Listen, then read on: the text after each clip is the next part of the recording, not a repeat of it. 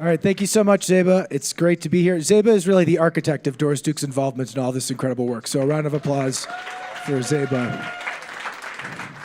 And thank you so much to Sue and to MPAC for hosting this space, for curating this space. It's incredible to be here again this year and wonderful to be surrounded by so many powerful creatives and their supporters. So thanks to Sue and MPAC. Thank you all for being here. It's just absolutely tremendous. It's great to be with all of you. We're going to try to have a conversation about topics that we hope are of interest to all of you. We'll have a chance to throw it out to you. We've actually got a good amount of time here, so be thinking about what questions you might have for our distinguished panelists. Just remember that a question's like a phrase that terminates in a question mark. It's not a pitch.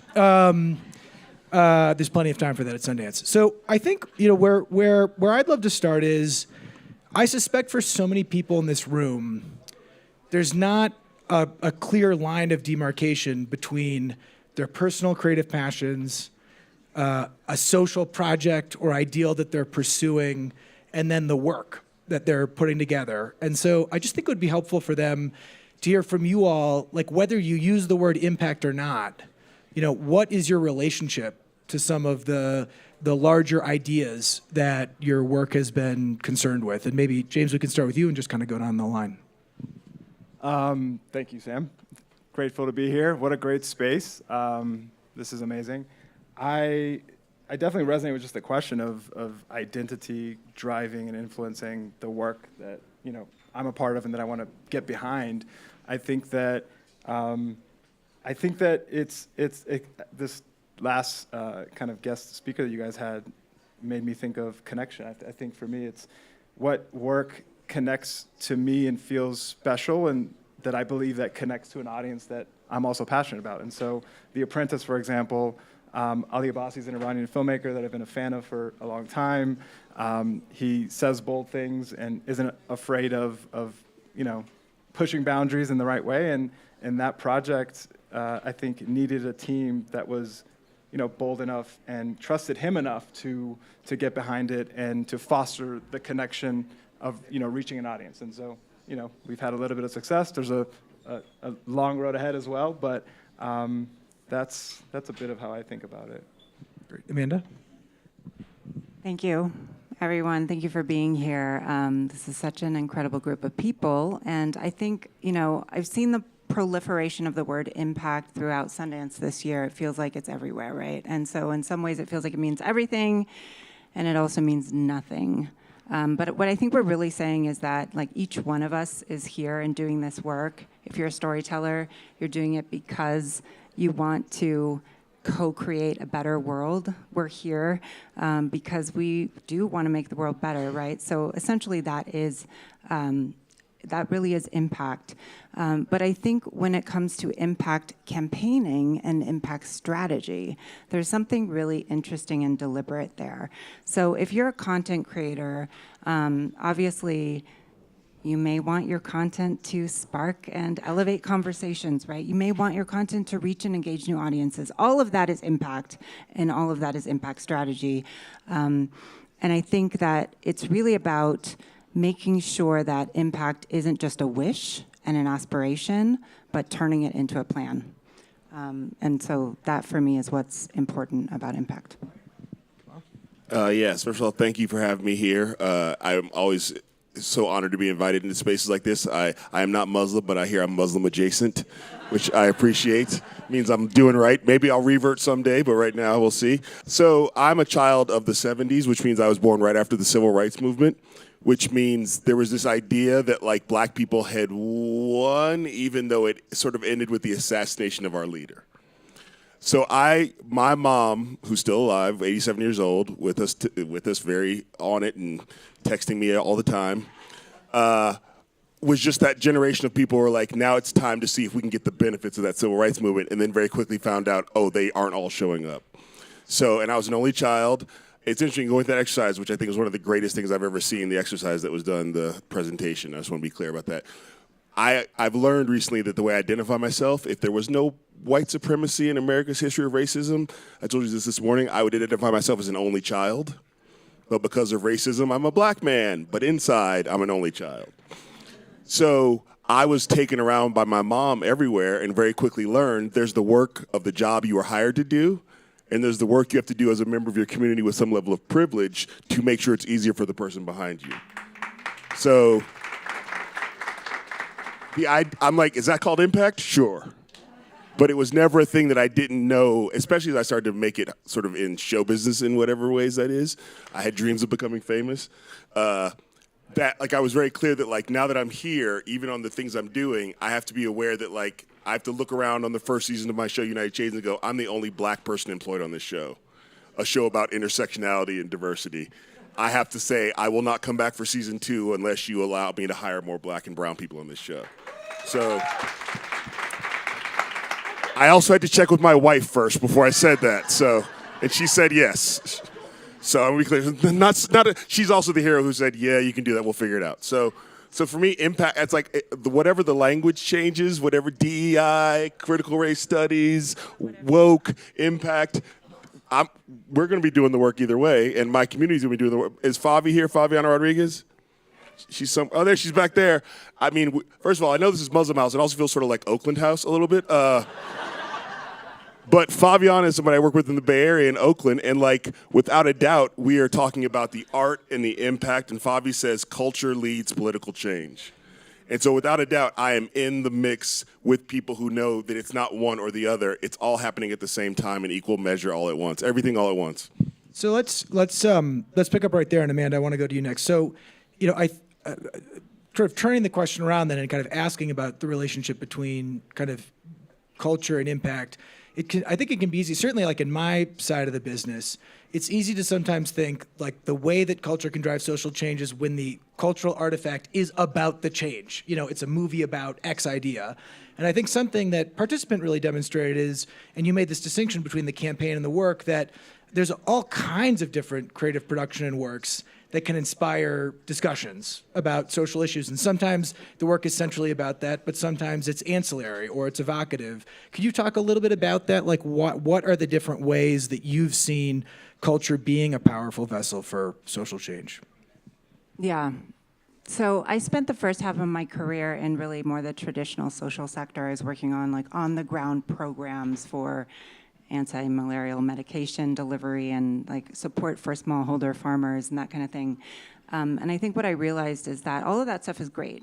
Getting more resources out there, getting partnerships formed, and getting that work done is amazing. But you can have the most effective vaccine in the world, right? And if people don't believe that it's safe, it's not going to go anywhere. So the work that belief and knowledge and ultimately culture does to actually accelerate and advance progress is so huge. So when I transitioned over into more of the media side of things and the campaign side of things, that became really the reason that I do my work, right? Like you can't have political change and systems change without it. It's really at the basis of everything we do, and it's really personal to me too. I mean, I don't know how many of you in this room do what you do because of something that shaped you early on. For me, it was definitely like questioning my identity, growing up in a mixed household, but also like a couple of films that just rocked my world when I was like 13 years old, right? Like there were a couple of like public access films that completely changed me, and some of them were just like very niche. I watched one called The Color of Fear. Has anyone seen this like super low budget movie with like 6 men sitting in a circle and they all come from different ethnic backgrounds and they basically just get in this deep conversation, argument, and all the feelings come out. That just completely changed my life. That Joy Luck Club, another film that was like a documentary about migrant farm workers, right? So like part of it is I think that it's this question of opening your heart early on, right? And that is really, really what stories and culture do for us. So for me, it feels extremely personal. But I can talk a little bit more about the how at some point, but that for me is the why. And then we absolutely have to come back to the how. I think then sort of come on, James, in both of your stories about culture and impact in your work, you both made note of who is making the work, within your answers. And so can you, again, we often think of the core thing as sort of what is the work about, but could you each talk about the importance of sort of who is making the thing or who is making it as a form of impact? Maybe James, then Kamau? Yeah. I mean, I think, in the world we live in today, it's as noisy and as, complicated and distracted as you could ever get. And I think that voice, that singular voice that one would stay true to because their work and their art is so interwoven with their identity or the desire to express something that is so deeply personal to them is what, needs to kind of remain true and consistent through. And so I would say the impact campaign work and, the culture piece and what the actual expression of that is needs to just feel as real and honest as possible. And being at Issa Rae's company and kind of, getting to know her a little bit and the people around her, I think she's just she's such a great example of that, of having remained so true, and authentic is a word that gets thrown around a lot, but true to who she is and what she believes in and the community that she's uplifting and supporting and, launching a show and, fighting, with executives about the writers that need to be in that show, and even though they don't have the credits, and how a person like that as a creator is involved from, helping write the script to marketing the stuff and creating a platform on social media that, invest in a team. And I think that kind of, as audiences, as consumers now, we have such a high bar and such a high standard for what feels real and how it reaches us and how we connect to it, that it just needs to feel like it's coming from a source that we believe in and that we relate to. And I think as a creator to be okay starting a bit small and not, thinking about a movie that you're making and premiering, needs to be in 2,000 screens in a theater, as it's coming out, or it needs to be on Netflix. Like being okay with investing and being patient with investing in the local community that become, get your first 100 fans and find what that culture is, because sometimes that also might not be clear to you as someone who's making something. You might not know. You just might have a feeling of something you want to make, and so sometimes I think now it takes longer too, and you have to be a bit more patient. And Kamau, you like what beyond that it was just wrong that the show didn't have a diverse crew, and was a really unfunny irony, given the show. Like, what was it? What started to change in making the show? Oh, I can tell you exactly. First of all, I want to shout out my publicist, but more my friend Heather Brown over here, who's looking away because she doesn't want attention. Yay! Because Heather was so critical when I got to CNN, when I was like, oh, it's a black woman publicist. But there was a way in which early on in our relationship, I didn't know whose side she was on, basically. Are you on the CNN side or are you on my side? And at one point, I had an interview with a black outlet that really was coming at me for not being black in the right way. And I turned to Heather after the interview and go, you have to understand, I'm not cool black, I'm weirdo black.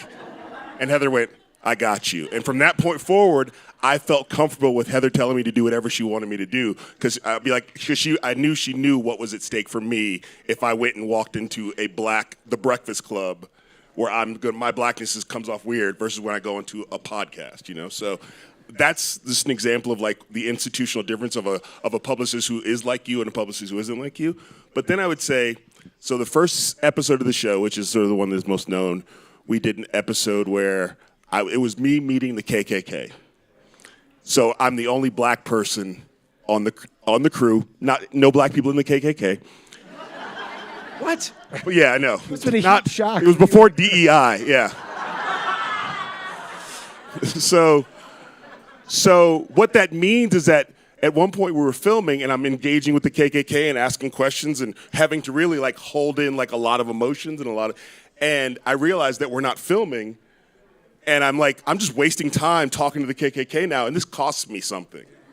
And so I talked to the producer, you have to let me know we're not filming, because I need to not be like this all day if we're going to be here all day till we burn the cross at night. And they didn't get that. So cut to the last season of the show. We do an episode about Is America Gotten Too Woke? This is 3 years ago. It's funny. And so we're doing this episode. Watch that episode. Yeah. By that time, the showrunner, one of the executive producers of the show is a man named Morgan Fallon, who's a white guy, but gets it. He was on Anthony Bourdain's show since the beginning. He's my white brother from another mother and father.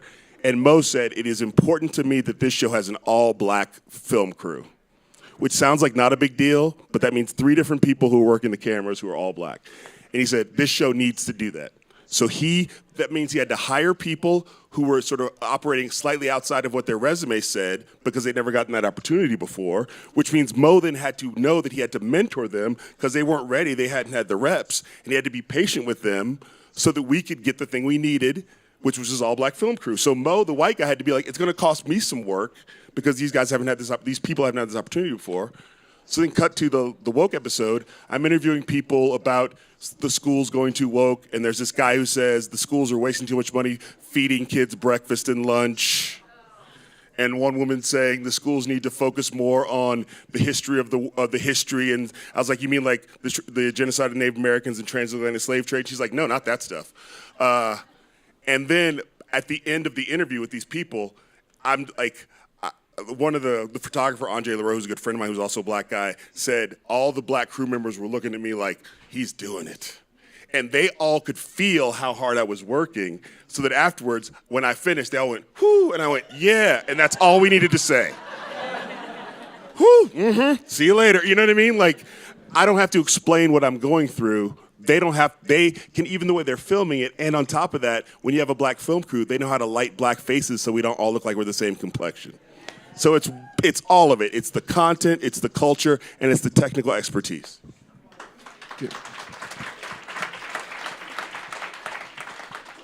I want to ask sort of one more personal question before we get into some of the brass tacks about kind of how to build impact campaigns, but one that I suspect will be meaningful to a lot of people here who want to follow in the footsteps in the trails that you all have blazed, which is sort of what it's like, and Kamau, you brought us there, like what it's like to be the person who's advancing this work in an industry that isn't really well designed to facilitate it. And I had a chance to talk to a few people about their projects, and like, there's just a million amazing, I'm doing a Muslim Get Out, and I'm doing, just like these amazing projects that we can't wait to see. And I can just tell that people are having meetings where someone is just hearing, you're representing an identity, let's try to get that out. You're delivering a message, let's try to get that out of the piece. So if you could each sort of just talk about what it's been like to have to fight for the space for these ideas and these projects. And again, maybe we'll just kind of go down the line. James, if you want to start us off. Where do I begin?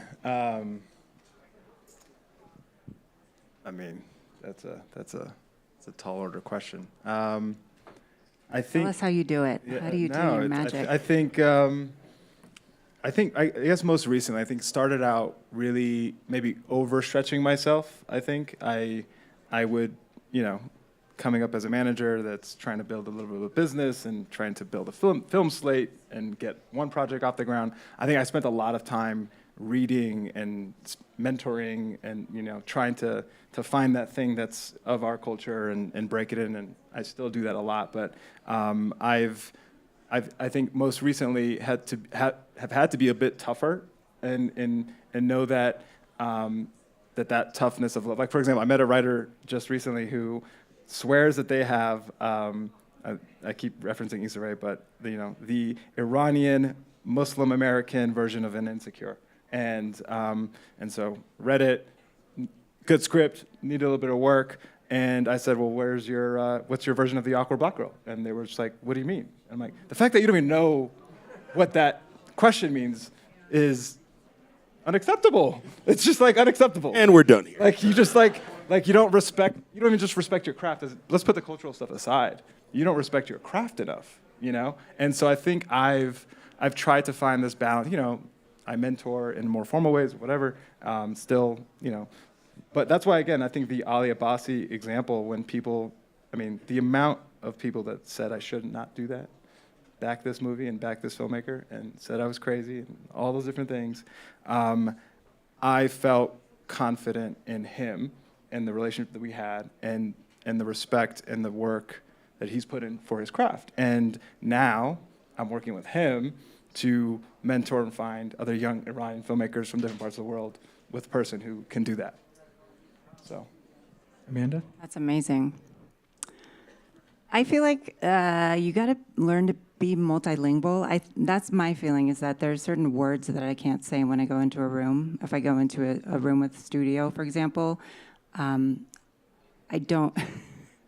Sometimes talking about impact is very womp womp, you know? So I have to frame it in a different way, and that's allowed me to become fluent in a lot of different languages over time.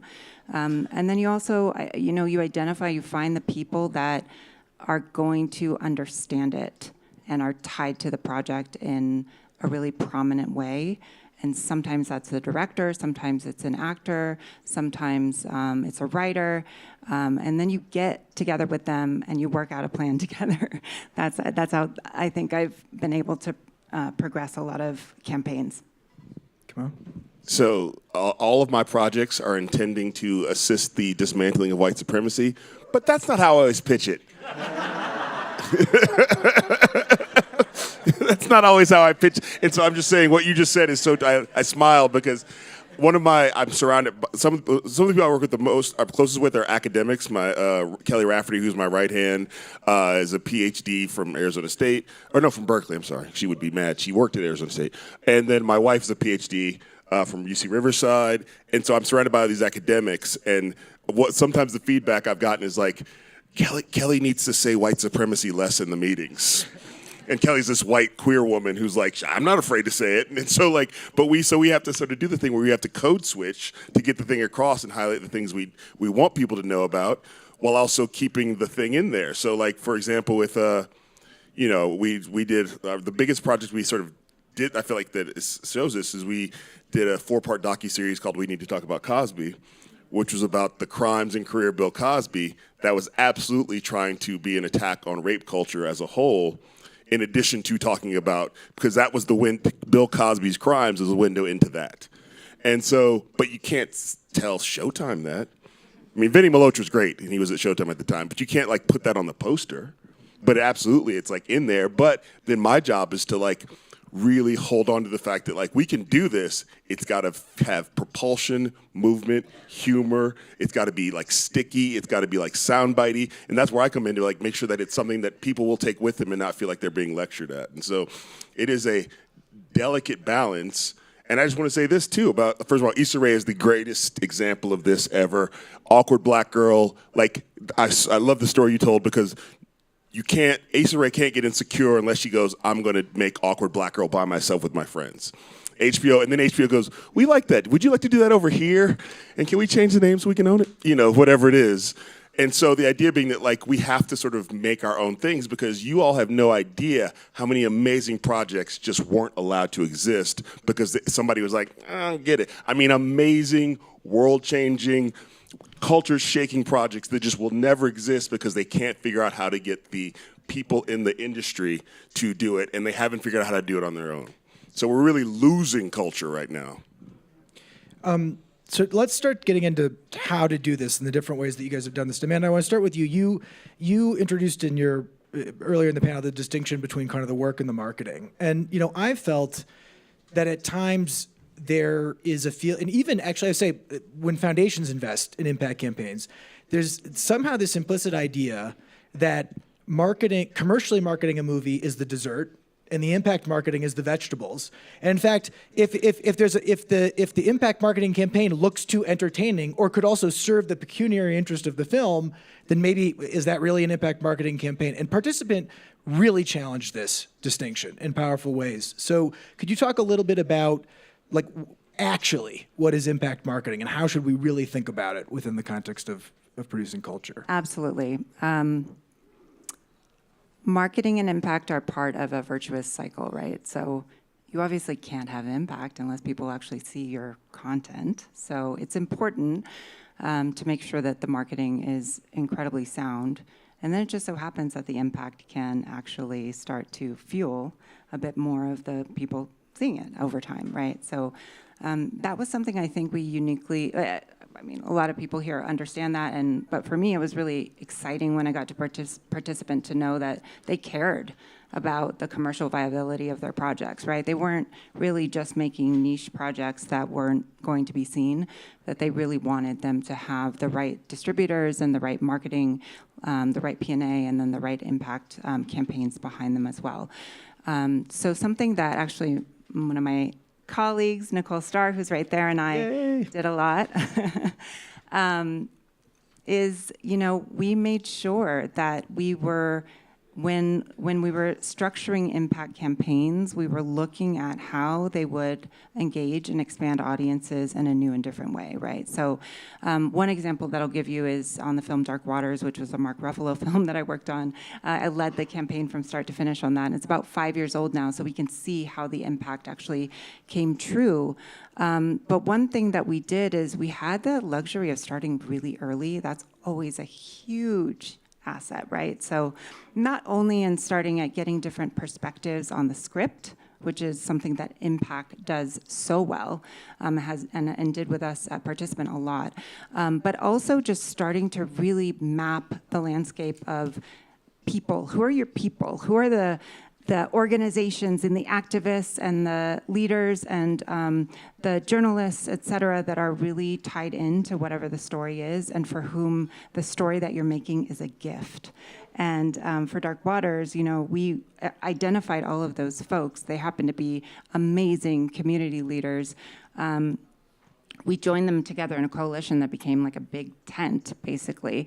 And over time, they wrote op-eds, and they produced newsletters, and they sent people to go out and see the film, and they became our army of support. It was like an army of champions. We were able to start to engage them really on, like 6 months before the film came out, bring them in and make them feel ownership. And I think over time what happens is that you get a team of validators for your content that actually does both things, right? It really, it improves and accelerates the impact of those community members and organizations, but it also helps to drive positive word of mouth about the film. So that's one example. And Kamau, I think that this point about it's got to be, to get that virtuous cycle, the marketing has to be so resonant with the sort of aesthetic qualities of the story. You've done really different kinds of stories, right? You've done a Netflix special. You've done, documentary. Like, what is the process? What are the conversations like to make sure that the marketing is both true to the story, but then also, serving the larger project of dismantling white supremacy and connecting to audiences in that way? I mean, I think some of that is also about not being so precious about the product once you make it and letting the people who is their job to the marketing people are not the content people, and really good marketing people are incredible. And so if you can find good marketing people to work with, and they also take feedback. I remember to think about the Cosby thing. We had the marketing people had 10 different versions of the poster, and some of them made me go, ah! It was just this is making me sick. And then we found the one that but the fact is something has to be a distilled image that is on social media, not just a poster, but a thing that somebody will stop scrolling past, and that thing is not for me to create. So I think some of that is to really understand that this part is not me. And you really are an auteur, and other people here are. I didn't know that until now. Good. In my opinion, anyway, noted critic Sam Gill. But did you ever, as sort of someone who really brings a clear idea about the social project to the work, did you ever learn something from the marketer? To Amanda's point, did you ever have a marketer who helped you to see a layer in the idea? Oh yeah, for sure. That's what I mean. That's why I love. There's two parts of the thing I love that, other than the creation, the editing is important. Needs more respect, because the editor, if you find a good editor, will really make you see things you didn't see and help you sharpen the thing that you wanted. And then the marketing is somebody who's how do we distill this into the smallest package possible and make it irresistible? So certainly, there are ways in which. I've seen marketers come up with things oh, I would have never thought about that, and that makes sense, and thank God you have that job and I don't have that job. Thank God it's not even the title of We Need to Talk About Cosby wasn't mine. I had a lot of bad titles I came up with. Wow. And so you have to really release some aspect of your creative vision. And so I understand, for me, it's always best idea wins. And on some level, the TV show Seinfeld was a horrible actor, but he knew that if he surrounded himself with great actors, the show was called Seinfeld, he would get credit for it, and all the billions. But like, I sort of feel that way. Like, I'm going to be precious about the content, and I'm going to be precious about the package. But at some point, you have to release it, and hopefully, it takes years to find the crew of people who get you, who you know are going to have better ideas than you, and you can release to them. I think the write-up on this panel will now be Kamau Bell, Seinfeld, a horrible actor. Yes. I'll take that. I got some other things to say, too, about Seinfeld.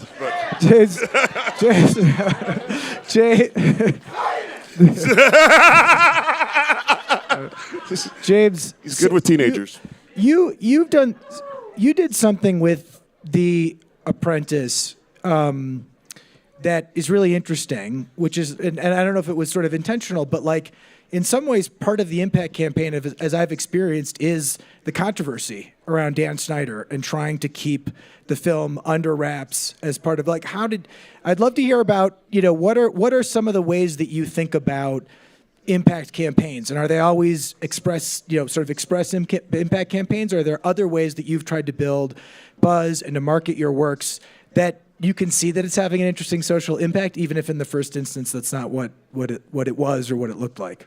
Yes, I started my career in music and making music videos as a college student, and was fortunate enough to work with some very talented artists, and Stephanie Germanata was one of them, and I feel like the artist that I was working with as a music video producer always had a social consciousness or a social impact kind of mission-oriented disposition, and it always felt, again, singular. I didn't come up with them being separate, and have a lot of respect for actually participants in a studio that I've looked up to and admired since I was a kid. And so I've always seen it as one. And I even look at, like I was talking to Khalil just 24 hours ago about this movie, and was referencing Kendrick Lamar and how I feel like his last album and this last body of work that we've seen is an impact. Like, to me, that's such an example. Not Like Us, that song, and the way that they orchestrated and created a cultural moment for the world that I think touched and moved young kids to old. Like, to me, that's impact. So I guess starting out, it's defining it, and for me, I define impact as moving hearts and changing hearts and minds, and for the better. And so, yeah, the Apprentice, again, I think, the Snyder, the controversy helped in drawing awareness to it to a degree, but I think that it also just, Trump being so fatigued and all of us being so tired of wanting to hear that, I think that I would have probably done that a little differently. I think I would have led with Roy Cohn and Jeremy Strong a bit more, and used the relationship as an entry point, and just let people experience the content. And then Can you tell Jeremy Strong I love him? That's all. I will do that. I will do that. Sorry to interrupt. Can I add one more thing? Yeah, please. Because it's sort of back to this whole marketing idea that we were talking about. So, because I realize as I think about it, there are times where you have to realize the marketing can hurt you, and you have to be able to stand up for yourself. And I remember as United Shades of America went on, the first season they we're going to go film for 2 weeks and do a commercial, and then by the next season you get the posters emailed to you the day before. And and I'm not blaming them. It's just there's those resources go somewhere else because they go to the new thing, the Stanley Tucci, and so I got emailed the poster for the new season, and they had always been great. And it was the new season was the main graphic was a photoshopped image, clearly, of me looking over a fence, looking over a fence into what this is the poster, just and I was I look like the bed intruder. I look like I'm a black man in America, and you're making it look like I'm violating somebody's privacy instead of inviting people to talk to me. And I really did have a moment of I can't stand, and this is people I'd worked with for years, but I can't, that's not going to help the show. Maybe even if it's going to help the show, it's not going to help me. I always have this thing of I have to be able to walk around Oakland at the end of the day. And if you make me look like the bed intruder, I can't walk around Oakland. So I do think you have to be really careful about this stuff and pay attention to it, even if you're with people who you trust. I trusted those people. Totally. I mean, marketing always needs another set of eyes on things, I think. So let's stay with you, Amanda. What's changing now? The industry's changing. The way people consume content is changing. rapidly. What to you are some of the kind of either the most important trends or opportunities to be thinking about in making impact a part of marketing? I mean, I think it's a really exciting time, even though it's chaotic. And obviously, we're going through a crisis. We're going through a massive historic contraction. Everything is changing. The business models are changing. But that's exactly the kind of ground for opportunity, right? And innovation. So for me, obviously, we need new economic models. We need new economic models that fuel amazing content and also fuel distribution. And I know there's a lot of really smart people working on this right now, right? There's no sort of lack of audience demand for the kind of work that's being made. We just need to figure out the economic model there. But what I think about a lot is the ecosystem of key players. So certainly the audience is there, and that's such an important player. But I think about sort of the creators, the storytellers, the filmmakers, et cetera, on one side. I think about the foundations and the kind of social sector, the nonprofits, the activists, et cetera, here. And how those two play together. And then the distributors here. And what I think we need to figure out is how to make that ecosystem work more cohesively. You talked a little bit about how do we blend these even financing models? How do we think about the for-profit and nonprofit together in new ways? We've always been constrained by some of the legal issues around how nonprofit money works, right? And I think we just need to be more creative there. And we need to break those systems and start to blend our finances together in new ways. And this is the moment for that. I mean, the challenge I think with just to comment on the foundation side, to me, there's sort of two or three challenges that I think foundations are facing, and I think actually, to your point, are opportunity like the people in this room need to help solve. So like one is, I think like the social change is itself evolving, and so foundations that are used to, I use a grant to drive social change, giving to an organization, civil society, like we're needing to change what we do. So for example, like we've been working with you, Kamau, this weekend, you've like taken over our social media accounts, and like us as a media company, it's like a different way of thinking about philanthropy, and it's like a new set of risks for us. Like I didn't tell my board ahead of time, that we're doing that, but I can't wait to tell them afterward. But so I think there's that. That's one thing. I think a second thing is that I think foundations are super transactional, actually, in the way they think about social change. So they're like, if the plot of the movie isn't about our goal right now, then we can't fund the thing. And I think that's just, it's hard for us to get our minds around that. And then I think the third is, to your point about financing, is it's asking us to structure the way that we invest capital resources differently. And my experience, whether it's rents, for-profit financing in any business or not-for-profit, is if the patterns never existed, everyone's like, that's impossible. And then one person does it, and it's like, let's get as much money as we can into that pattern. So I do think for people here, like, you have to bring the new products to the people who are allocating the capital. But James, what about you? How do you feel? What are some of the trends that you're paying attention to? I love what Amanda said. I think that's a lot of, that ecosystem is what I've been spending a lot of time over the last year thinking about. And I think particularly distribution. I mean, you think about, being at Sundance Film Festival and the prestige and the history here where, you had Tarantino, Ryan Coogler, these prominent filmmakers now break out and build their careers with studios.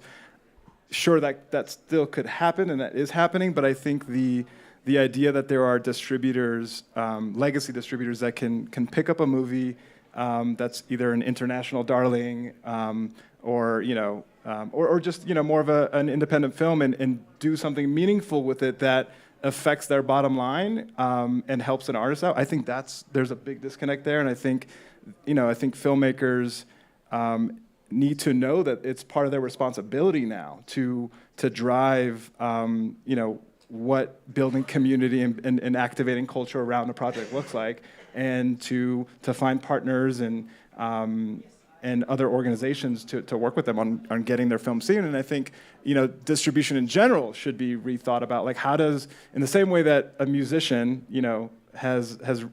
is able to reach an audience with music through SoundCloud and Spotify and do live shows without needing a big record label. I think filmmakers and artists, we need to think about how does a film reach an audience in a different way. And so I think about again, black news, right? Like if, Netflix doesn't want it tomorrow after the premiere, what do we do? And I was telling Khalil, I was like, we could do a city-to-city tour with that film and open up, a museum with other people and do installations, and maybe we charge people $60 to come in. Like all the economics of it, I think, need to change.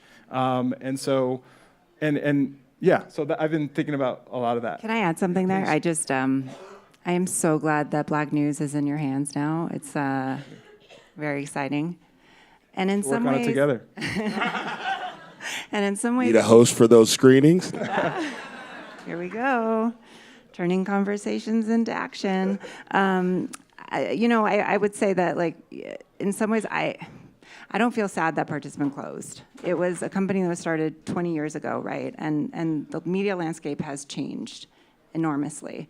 The people that worked at Participant are still around. We're all still here, right? So, like, I think we learn from each other and we progress things, and it's a new world.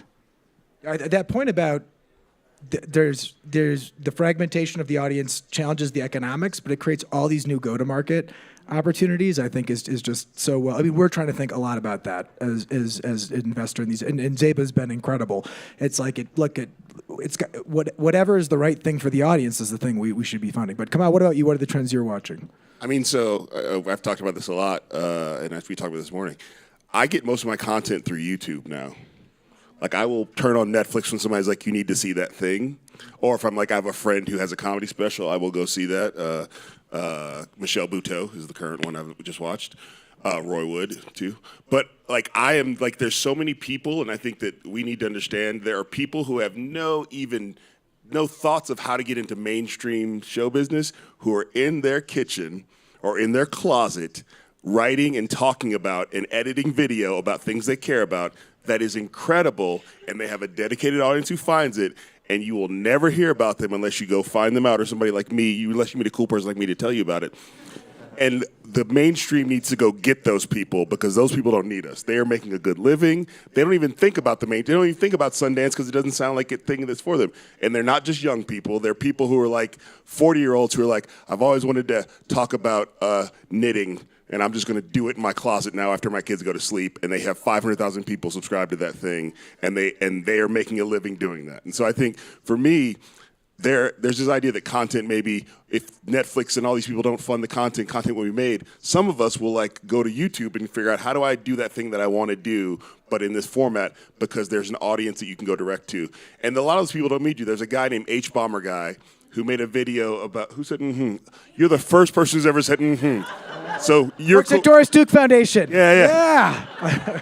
I'm gonna look it up right now. So give me a second. H-Bomber Guy made a video about a very plagiarism on YouTube. Doesn't sound like anything you'd care about. Plagiarism on YouTube. He has, let me see. There's like 20 million views. It is almost 4 hours long. So that person has found an audience to watch his thing. I've watched it. I'm probably good for about 1 million of those views because I've watched it several times. I'm weird. You and Tessa. Yeah. And it is incredible. It is one of the most incredible things I've ever seen. And I know you've heard me say that today, but I only have a short list, your thing and this. But it's just, this dude is just doing it in his apartment, and it's shot well enough, but it is not shot well.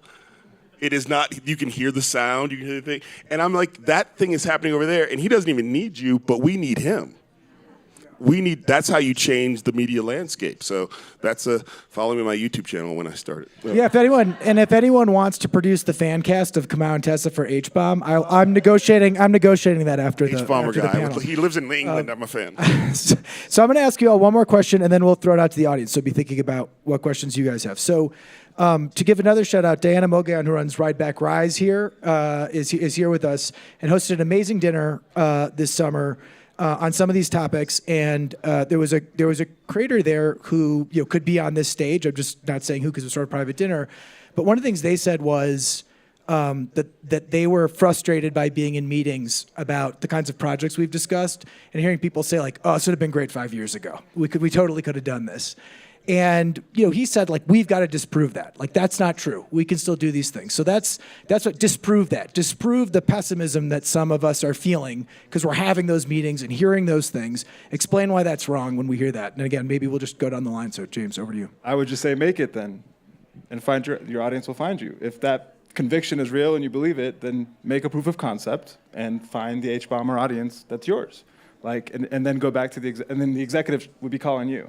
Because I fundamentally also do believe that great work rises, no matter how fragmented things are, no matter how, just make it. And because that is a real response, that executives are going to give you. And even when you've already made it, they're giving that to people. Even Issa Rae is being told what to do right now.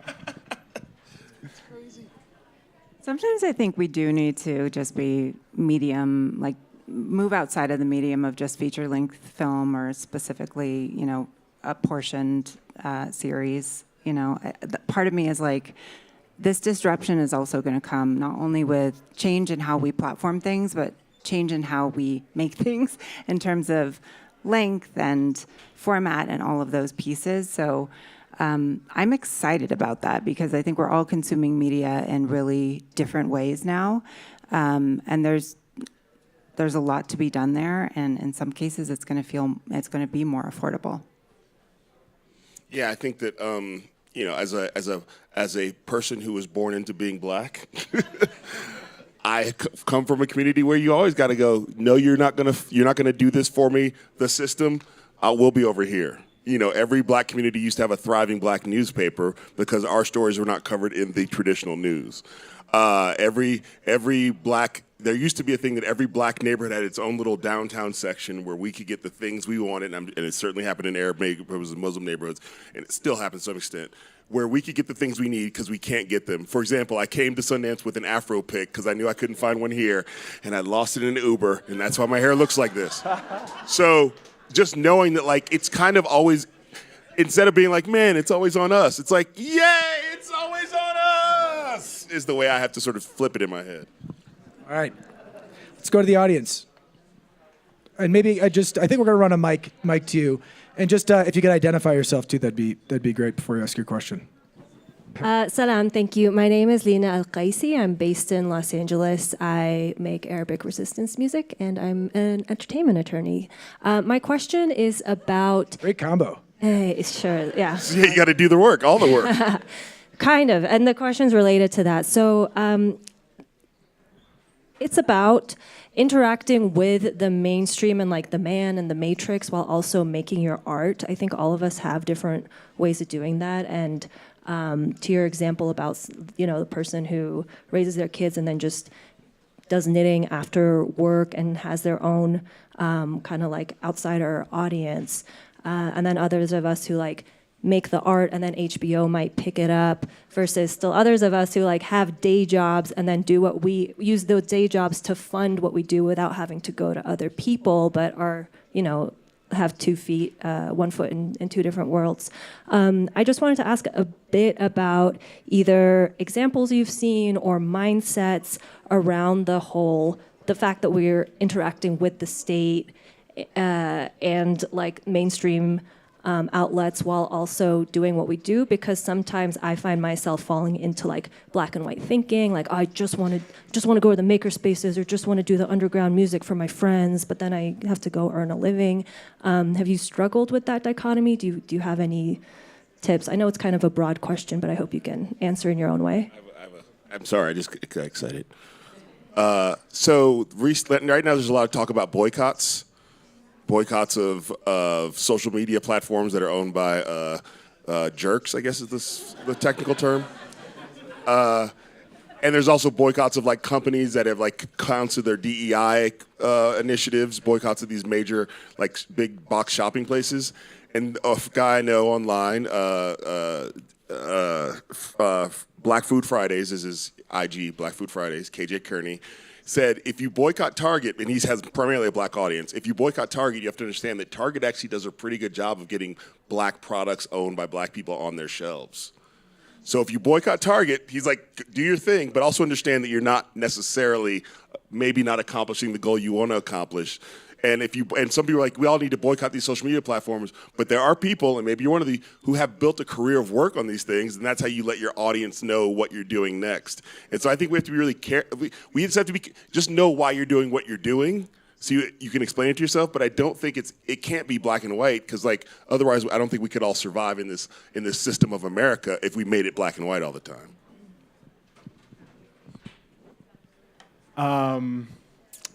You asked two good questions, and I'll answer maybe the other side of it. I love what Rick Rubin said, which was very simple and I think beautiful. He said, if you consider your art and your work an offering, and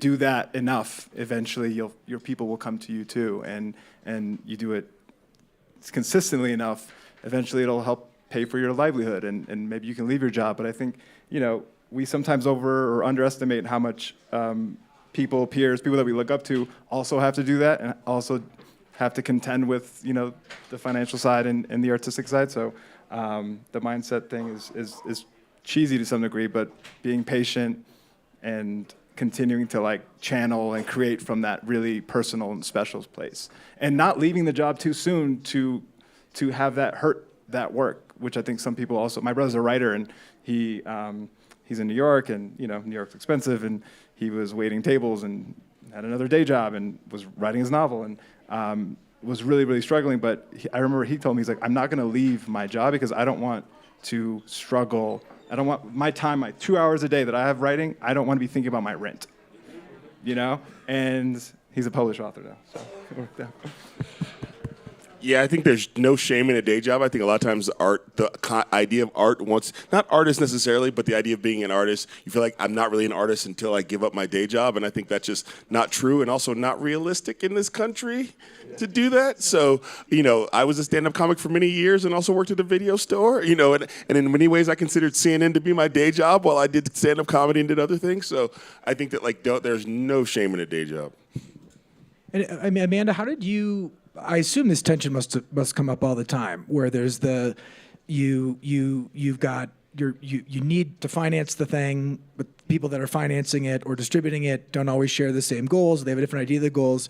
How did you counsel, directors and teams to think about navigating those dynamics? Sometimes it's about language, which we talked about, but it's also about timing. So, I'm like, should I name names? Yeah. Are you going to criticize Seinfeld again on this panel? I mean, some of the big distributors are really hard to work with, right? Because they have really strict rules about what you can do with their content and what you can say alongside the content. They don't want to politicize anything. And now what we're finding is foundations are kind of in the same boat, and they're scared. They're scared of the ramifications of some of the grants that they're making too. So it is a thing. You can be a little subversive about it, I think, and that's kind of how we would get around it oftentimes, which is, the work that we do on the policy front is always advocacy work, but it's reframed in a way. And we create some kind of a distance away from that advocacy work that typically helps. And so that I've seen work. The other thing is, oftentimes they want you to stay away from their content for a long time, especially in the beginning. They're like, don't get near this. We need it to be just like cinema. It needs to come out to the world as art, and people need to receive it as that, nothing else. And then all of a sudden they're like, oh shit, we need an Oscar campaign. Can you let's press the important button, come in, help us immediately, So that ends up working out, because what we do is we secretly in the background we build all the things, and then we come in with it when they're ready for it. So that's part of it. Great. Right here? Oh, it's Mike's. Oh, sorry, you're managing the queue? Okay, sorry. We're going to go there first. Okay. We got you, though. You're in the queue. I appreciate it. Hey, everyone. My name's Khaled Ghunim, and I'm a filmmaker working on a documentary right now about my parents' migrations from Mexico and Palestine. And something that I am deeply pondering is also this thing of feeling like there's been an awakening that has happened in our country and world, and realizing that these systems are very much not created for any of our stories. And how are we going to be able to change a table that is not even meant for us in the first place. And so really grappling with this idea of, are we even trying to get a seat at a table versus making our own tables? And it's like, do we even try to go to the mainstream anymore? Or do we just let that go and like go to YouTube, go to TikTok, go to Snapchat, and just like make our movies for our people that are on there? I don't know. It's a good question. Fantastic. I definitely see and hear and agree with the sentiment and feel like making your work for the people in the audience that it's meant for and intended for, and not waiting for. I agree. I don't know what mainstream is anymore. You know, I think that's was Saint Laurent a mainstream artist last year? I don't know. Does anybody know who Saint Laurent is? Yeah. I met the Muslim house, obviously. But no, actually, that's a really good example. If we went to even Macro and asked those, you know, who are our brothers and sisters at Macro, who's Saint Laurent? Wait, do you know who Saint Laurent is? No. Exactly. I'm also a dad. Is Saint Laurent a and I got lot mainstream going- artist, right? I think that's the best example. Is Saint Laurent a mainstream artist? And for our brother come out to say, no, I think that is, we need to change that, right? He's a very successful and a very beautiful on the cover magazines artist, but I think that is like a really interesting thing to think about, because what is a mainstream filmmaker? What is a mainstream writer? Like, you define it. And I think we compare a lot, and we look at, you know, traditional mediums, and we should just make the thing. So first of all, that's a demonstration of my greatest gift. Don't be afraid to look ignorant. So that's one of my greatest gifts I feel like I have. Two, I would say to you is that we are in the position, like I had a show that was on CNN, and I had to grapple with, what are my friends going to think? You know what I mean? Like this idea. And you have to, at the end of the day, you have to be like, am I going to, I think it is, right now I'm working on a project with Razi Joffrey. Is Razi still here somewhere? He should be right. All my people, where are they go? He's here. Okay, he left. Anyway, about the uncommitted movement. And I'm going to be I'm an EP on it, and that means we can get a meeting at CNN, and we took a meeting at CNN, and if CNN wants to show it, that is an incredible audience to have to see that thing. But if not, we will go through all the things, but it will get out somewhere. But it doesn't mean you don't take those meetings. It doesn't mean you don't get in front of those people. And also the thing you have to understand is the people you're talking to are going to be fired someday, and they're going to work somewhere else, and that place may be cooler. You know what I mean? So, like, it's also just those pursuing those mainstream avenues and channels is just a way to meet the people who are in control of this business, or the assistant of the person who wouldn't give you the thing is then going to be the head of the studio one day and be like, I wanted you to. So it's also just be out there as much as you can in ways as you can, because it all, you know, I know I look young, but I'm 52 years old. And, like the connections I made in my 30s are now coming to bloom today, because they're like, yeah, I've known you for, you know what I mean? So be out there as much as you can, because we don't have a choice, those of us who have these intersecting identities. And we can't hope somebody, as I say in my stand-up act, likes the cut of our jib the way that white people get jobs all the time. So we have to be out there doing the thing. So I would encourage you have to try to get a seat at the table, and then after you leave that, you got to go home and keep working on building the table. I think too, like you all mentioned this, is where I mean the fragmentation of the audience, and therefore the fragmentation of distribution, places pressure on the economics, but it opens up it's the opportunity of the black newspaper, right? Like, as David Lynch just passed away, you know, for Twin Peaks to be made, Bob Iger had to convince executives that like 30 million people would watch. Like, that was the bar. You don't have to cross that bar anymore to be able to make something. All right, who's next in the? Yeah, the person in the front was. Yeah, okay, let's go here. I think we can take like one or two more. Hi, my name is Akash. I'm a filmmaker and writer. I have a documentary in pre-production, early pre-production, juxtaposing the experiences of long-term HIV survivors and those folks who are being newly diagnosed. Because I have friends who were diagnosed 40 years ago, told they were not going to make it to 30, are still around. I have friends who were diagnosed last year. And so we're looking at the political landscape of, as a filmmaker, how do you approach conversations with networks or platforms or studios that can help give your stories, I guess, a proper platform, when the concept of like DEI and woke and all of that, like there's such a intense political backlash at this moment. So when your identity is so crucial to the work that you're doing, how do you navigate a political space in which conversations about that identity are being actively erased? Amanda, do you maybe want to start? Because I think this goes to the multilingualism point that you... It is so hard. I feel like all of us have just been avoiding the elephant in the room, which is what this administration is going to do next, and, you know, just how much harder it makes living our lives and doing our work. And it was already hard to present this kind of content. Now it's going to be even harder. And to see the private sector join forces with the government is scary too. But that doesn't mean there aren't some amazing independent players out there, both of those who have resources and those that have connections and energy and networks, right? So I think that's where you go, but I guess I can't say that it's not hard. I think it's a really, really hard time. Yeah, I wanted to add to that, and to Amanda's point about the multilinguistic kind of approach. I think thinking about, you know, why and what you're expressing in a multi-dimensional way, in that maybe it isn't just a film now that you're waiting for a network to kind of give you a platform for. Maybe you can think about, you know, a community-oriented activation that has, you know, bringing people together around food that's tied to your culture, and, you know, I think thinking about it in a multi-dimensional way that allows you to say what you need to say, and to put building blocks together that way is a way to do it as well. Yeah, I think we all, those of us who are in this type of content or media or art, whatever the word is of choice, we have to think of it like a punk rock band.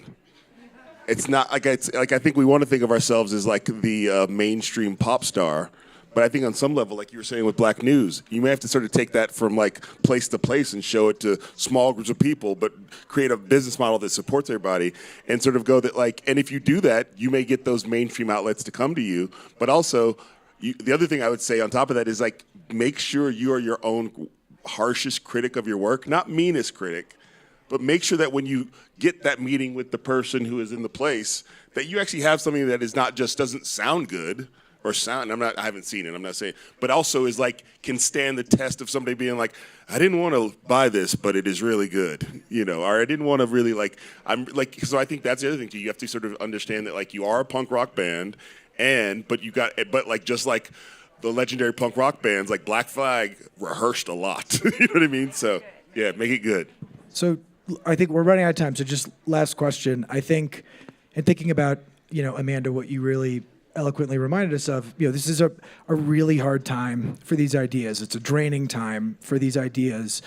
And I feel like it's a privilege to be here today with the people that we're counting on, actually in this hard time, to create new space, new stories, new ideas. So, like, I'd love for you each to give this group, like, a gift of, like, a memory or a piece of advice or a thought that has kept you going. But like, what's one thing that you can give this group so that they stay in the fight? I'll share what I remember I picked up here, I think in 2019, I think it was 2019, but Barry Jenkins did one of the Junket interviews, and they asked Barry, what's the worst piece of advice you've been given? And I loved his response. He said, people told me that I should network. And he's like, don't do that. Look to your left and your right, and look at who comes to you, who gravitates towards you, and build with those people. And I think a place like this is such a perfect example.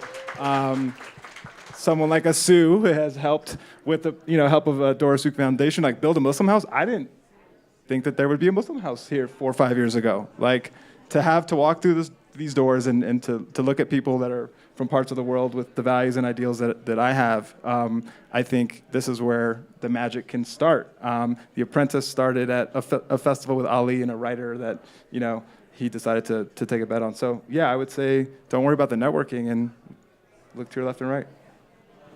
I have been so moved by the way that, again, like stories connect with movements. And I think that figuring out how to identify the people who have been working on this kind of the issues that may be hinted at in your content in some way, or the themes that get connected to themes in your content, finding those people is just so important, because, you know, I think we say this a lot, but like we're visitors in the space when we make a piece of content and we're suddenly like, oh, this is a piece of content about immigration or whatever it is, right? We may move on to another subject matter, but there are some amazing people working in that space. So whatever we can do to connect content into the movement and make sure it's not only accelerating their work, but it's leaving them in a better place than when we started. That's really critical, and that's about building capacity. It's about making the right connections, I've seen a lot of beautiful things develop out of that kind of relationship. Yeah, I would say that when people ask me, like, what's the advice you would give your younger self, I always start sooner. So the sooner you start, the sooner you'll get the bad stuff out of the way, and you'll get to the good stuff, and you'll get to the great stuff. And stop waiting for somebody to give you permission to do this, and give yourself permission to do it. Because that's when my whole career changed. Is when I was like, the prompt I gave myself is, well, Kamau, you're going to comedy clubs and not doing that great, and you've been doing this for 10 years. What would you do if you were famous? And I was like, and the thing I came up with was a thing, I was like, well, you can't do that, but you can do a show based on that in a tiny theater in San Francisco. And that tiny show in a tiny theater in San Francisco ended up getting in front of Chris Rock, who basically said, here's your whole career. So for me, it's like, start sooner, because I could have done that. I could have just given myself permission to do that earlier, so start sooner. And then my last thing I would say is, because I just can't go without giving out homework, philanthropy, venture capital, rich people, you have to take on a Renaissance model of funding. The people who funded the Sistine Chapel weren't thinking about flipping it, okay? You have to want to fund things so that art is in the world, because otherwise that art will not be in the world, because that's where we're at in the society, to talk about the elephant in the room. So that's the last thing. Please join me in thanking this incredible panel. Thank you all so much.